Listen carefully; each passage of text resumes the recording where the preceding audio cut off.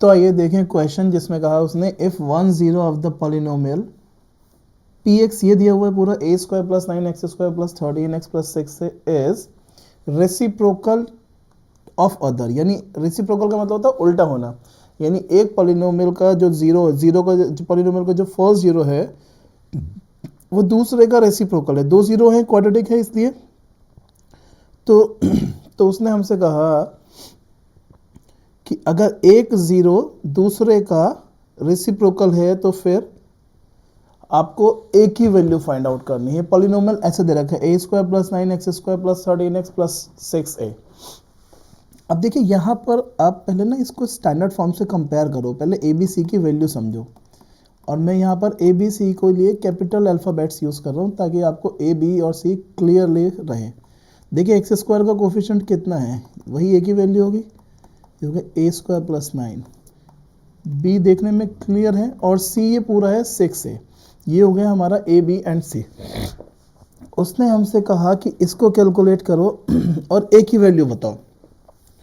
तो इनके जो जीरोस होंगे, जीरोस कितने होंगे, जीरोस होंगे दो, और वो कौन कौन होंगे हम लेट कर लेते हैं। जीरोस है अल्फा एंड बीटा, लेकिन उसने कहा कि एक जीरो दूसरे का उल्टा है, यानी कि बीटा को मान लिया हमने 1/अल्फा। अगर एक अल्फा है तो दूसरा 1/अल्फा हो गया। अब देखिए यहाँ पर दिमाग लगाने वाली बात है थोड़ी सी, सिर्फ इतना कि यहाँ पर जो जीरोस हैं वो अपोजिट हैं तो वो मल्टीप्लिकेशन में कट जाएंगे। तो मैं यहाँ पर क्या यूज़ करने वाला हूँ, प्रोडक्ट ऑफ जीरोस, यानी alpha into beta which is c/a। तो बीटा की जगह बीटा की वैल्यू, और c इज 6a, और a की वैल्यू है a स्क्वायर प्लस 9। यहाँ कटा ये हो गया 1, तो 6a इज इक्वल्स टू बन जाएगा a स्क्वायर प्लस 9, और थोड़ा सा अगर आप इसको सिंप्लीफाई करके लिखेंगे तो a square minus 6a plus 9 is equal to बन जाएगा ये 0। ये मेरे पास एक क्वाड्रेटिक इक्वेशन बन गई है। आप इसको चाहो तो देख सकते हैं ये a-3 का होल स्क्वायर भी बन रहा है, अदरवाइज आप इसको क्वाड्रेटिक इक्वेशन की तरीके से यानी स्प्लिटिंग द मिडिल टर्म से सॉल्व भी कर सकते हैं। तो मैं इसको स्क्वायर से कर रहा हूँ, ये a-3 का होल स्क्वायर बन रहा है, तो मैंने लिखा a-3 का होल स्क्वायर, यानी we can write it like this also a-3 into a-3। तो हमारे पास a की यहाँ पर अब दो वैल्यूज़ आ गई हैं, दो वैल्यूज़ आ गई हैं a की, जो कि हैं 3 and 3। a is equals to 3 and 3, क्योंकि दोनों वैल्यू सेम है तो हम सिंपली ये लिखेंगे कि that a is equals to 3 which is our answer. एक और क्वेश्चन देखते हैं। इस क्वेश्चन में उसने कहा if a and b are the zeros of a quadratic polynomial, जहाँ पर fx ये है, ये x स्क्वायर है, थोड़ा सा टाइपिंग एरर है। जो हमारा पॉलिनोमियल है x square minus p into x plus 1 minus c, then show that this b plus 1 into a plus 1 is equals to 1 minus c. अब देखने में क्वेश्चन अजीब सा और थोड़ा अलग सा लग रहा है, क्वेश्चन टफ नहीं है, क्वेश्चन इज ईजी, बट आपको थोड़ा समझना पड़ेगा। उसने कहा कि a एंड b जीरोज हैं, यहाँ अल्फा बीटा जीरो नहीं दिया उसने, a और b जीरो दे दिए और एक पॉलिनोमियल दे दिया। अब देखिए पॉलिनोमियल दे रखा है, ये हमारा क्या काम है, सबसे पहले a b c की वैल्यूज़ निकालना।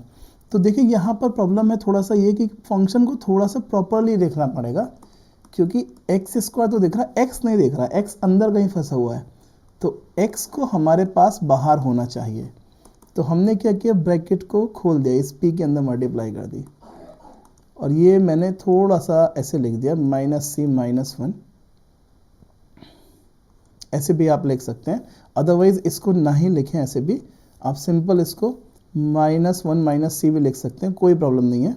तो देखिए ये a हो गया, यहाँ पर ये b मिलेगा और यहाँ पर ये c मिलेगा। आप कंपेयर करें जरा स्टैंडर्ड फॉर्म से। स्टैंडर्ड फॉर्म क्या कहती है, ax square plus b x plus c. A b c की वैल्यूज़ बताया, अगर आपने ए बी सी की वैल्यूज़ करेक्ट कर दी तो ये क्वेश्चन 99% करेक्ट हो जाएगा। देखो a इज़ 1, b को आप देखें b कितना बन रहा है, b इज़ -p, और c ये पूरा बनेगा -1 -c, ये पूरा c होगा। अब मुझे क्वेश्चन में जो कहा है उसकी बात कर लेते हैं। उसने कहा कि अगर ये जीरोस हैं देन शो दैट दिस, ये शो करना है b plus 1 multiply by a plus 1 is equal to 1 minus c, ये आपको प्रूफ करके लाना है। तो इसको हम क्या करते हैं, वी टेक LHS ले लेते हैं, ईजिली शायद सॉल्व हो जाएगा, ऐसा हम उम्मीद कर रहे हैं। और क्वेश्चन डेफिनेटली सॉल्व होगा, इजीली ही सॉल्व होगा। b+1 into a+1। अब देखिए यहाँ पर मल्टीप्लाई कर दें थोड़ा सा, b इंटू ए यानी a b, b into 1 b, a+1। तो मेरे पास जो बन रहा है वो क्या बन रहा है, a b plus a plus b और +1। अब थोड़ा सा मुझे समझ नहीं आ रहा है, देखिए ए बी क्या है, ए और बी कौन है, ए और बी इसके जीरोज हैं, तो ए बी मतलब ये प्रोडक्ट ऑफ जीरोज है, ए प्लस बी कौन है, सम ऑफ जीरोज है, क्योंकि ए बी जीरोज है, +1। तो अगर मैं यहाँ से प्रोडक्ट ऑफ जीरोज और सम ऑफ जीरोज के वैल्यूज निकालूं तो मेरे तो क्वेश्चन बिल्कुल आसान हो गया। तो वापस जाते हैं और यहाँ पर जो ये स्टेप था वहाँ पर a प्लस बी निकाल लेते हैं। a प्लस बी मतलब सम, तो वो उसका फॉर्मूला होता है -b/a। -b/a का मतलब हुआ हमारा कि b कितना है, b को देखिए आप, -p/1। और इसी तरीके से a इंटू बी या अल्फा इंटू बीटा भी आप लिख सकते हैं, लेकिन अल्फा बीटा उसने क्वेश्चन में a भी बोला है, इसलिए हम a b को ही प्रेफर करेंगे। तो a इंटू बी मतलब c/a, c की वैल्यू -1 -c/a। तो बस आप उठाकर ये वैल्यूज दोनों की यहाँ पुट कर दें, आंसर आपकी झोली में आ जाएगा। और देखिए ये है -p+1। थोड़ा सा सिंप्लीफाई कर लेते हैं, -1 -c -p+1।